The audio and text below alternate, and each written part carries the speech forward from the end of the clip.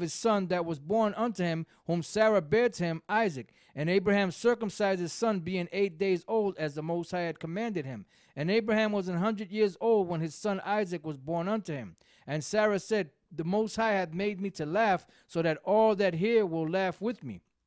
And she said, who would have said unto Abraham that Sarah should have given children suck? For I have borne him a son in his old age. And the child grew and was weaned. And Abraham made a great feast the same day that Isaac was weaned. What does the word wean? Look up the word wean. I already know what the word means, but I want to go into the word. Now keep in mind, Sarah was 91. And it said in the scriptures that she was still fine at the age of, in her 90s. Men were still captivated by her beauty. And we're going to go back to that, man. We're going to live that full day. We're going to live forever.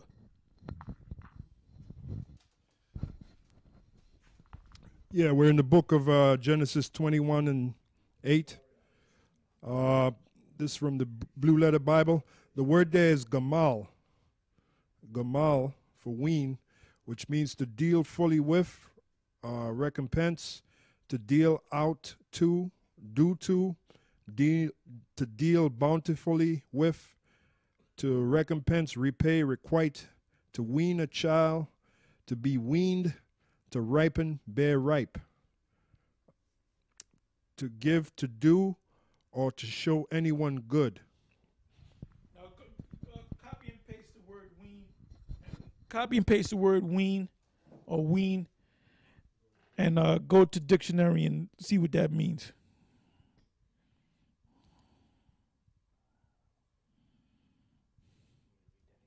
Yeah, read it again. All right, this is back in Genesis 21 and 8. It says, and the child grew and was weaned, and Abraham made a great feast the same day that Isaac was weaned. All right, you got it, brother?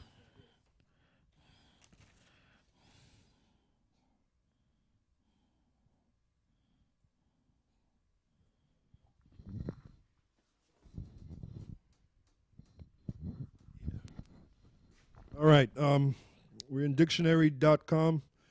The definition for wean is to accustom a child or young animal to food other than its mother's milk.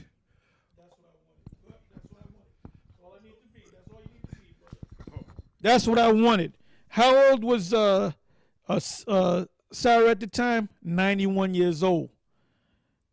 So what does it mean to be weaned? That means he was sucking on her breast, milk out of her breast, and she was 91 years old. Okay, that gives you an idea of how we were living back in the ancient world and how this devil and messed up everything. All right? There was a thing on the news where they're saying that the fluoride, they said that the fluoride years ago in the 50s was Eustace Mullins had mentioned this in, they did a thing with Bobby Lee.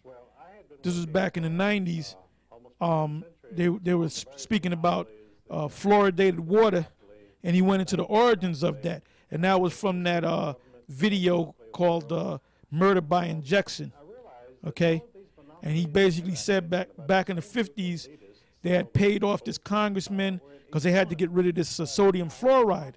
So what they did was they said, well, sodium fluoride is good for your kids' teeth. They'll never get cavities. Now, yesterday, today's date was January 8th, 2011. It was yesterday. It was on the news, on the ticker tape, on CNN, and it said that they found that fluoride is messing the kids' teeth up. So they're saying we're gonna have to cut the fluoride down. And then they were saying, well, fluoride was supposed to be good for you. And then, you know what they said? Well, they had too much of a good thing. That just shows you that this man is a fucking devil, man. And the truth is coming out. But what Eustace Mullins said was that's why people have AIDS and people die from cancer, partially because of the fluoride in the drinking water. All right? And you're going to see the clip up anyway. Go ahead. Back in Genesis 21 and 9. And Sarah saw the son of Hagar the Egyptian, which she had born unto Abraham, mocking. Wherefore she said unto Abraham, Cast out this bondwoman and her son, for the son of this bondwoman shall not be heir with my son, even with Isaac. And the thing was very grievous in Abraham's sight because of his son. Yeah, because Abraham had feelings for Ishmael too. Sarah didn't have feelings for Ishmael because that wasn't of her flesh. So when she had that child, or which is Isaac, all right, she said, now I have my own son. Now I have a son that me and Abraham could call our own. So to hell with that bitch and her son, you know, we have a child. So that's showing you right there that further proof that Ishmael wasn't part of this thing. And Ishmael's not going to be sitting side by side with us in the kingdom of heaven. He's going to be under our boot right along with Esau and the rest of the nations. Okay? Is there a lot more to that that's pertinent? I guess that's the point. All right?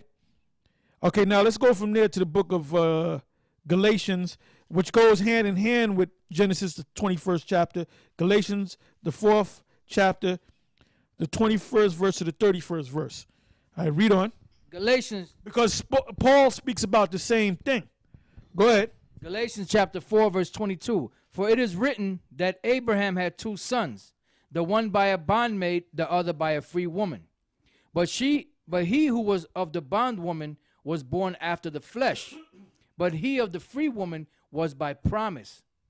Which things are an allegory, for these are the two covenants, the one from the Mount Sinai, which gendereth the bondage, which is Hagar.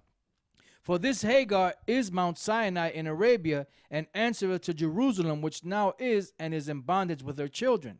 But Jerusalem, which is above, is free, which is the mother of us all. For it is written, Rejoice, thou barren that bearest not. Break forth and cry, thou that travailest not.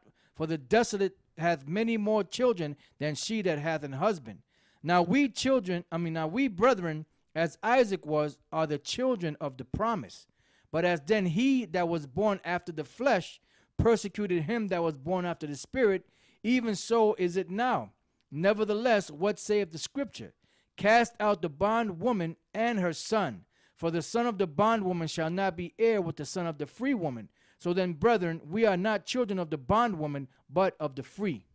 And that's plain. So there's a difference right there. So these jakes in Babylon that embrace Islam, they have no understanding, man. They're not spiritual people.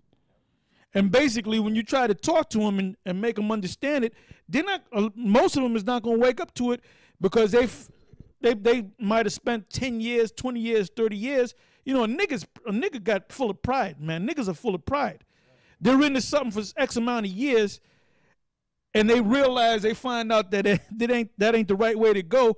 They'll stick to it because they invested so much of their time into it that they feel like they were suckered into something else.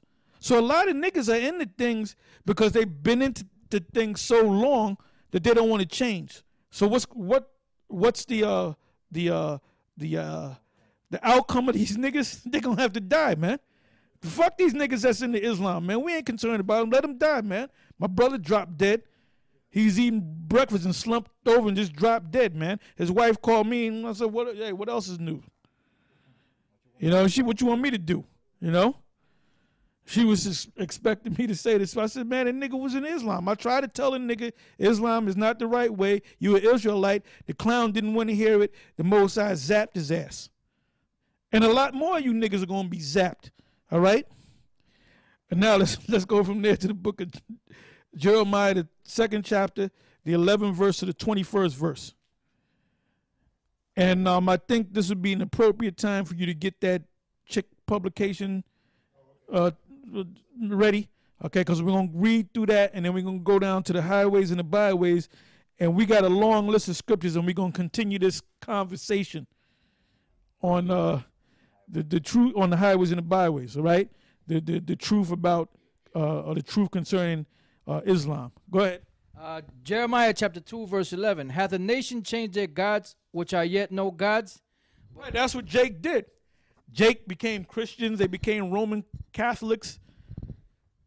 Some Jakes became free thinkers, what I call free stinkers. Jakes got into Islam. Jakes became, you got niggas out there that are actually warlocks and witches, man. You know? Jakes became morons, Mormons. Go ahead.